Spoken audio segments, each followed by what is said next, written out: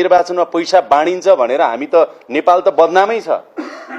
नेपालको शहरी क्षेत्रभन्दा लुकाउनु पर्ने कुरै छैन। नेपालको शहरी क्षेत्रभन्दा ग्रामीण क्षेत्रमा चुनावमा अत्यधिक पैसा खर्च गर्नुपर्छ। रक्सी र मासुका कुरा त्यतिकै आएका होइनन्, मोटरसाइकलमा फ्युलका कुराहरू त्यतिकै आएनन्, लुगा फाटाका कुराहरू त्यतिकै आएका होइनन् र बोराका बोरा पैसा बाँडिएका कुरा त्यतिकै आएका होइनन्।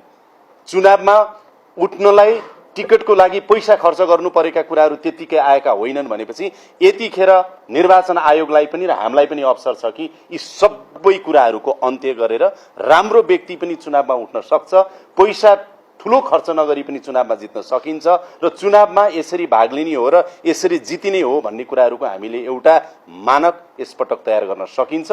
त्यसको लागि निर्वाचन आयोग अगाडि बढोस्। सरकारको तर्फबाट हामी निर्वाचन आयोगलाई सहयोग गर्न तयार छौं। त्यसैले यो निर्वाचन महँगो भएको कारणले यो देशमा भ्रष्टाचार बढ्यो।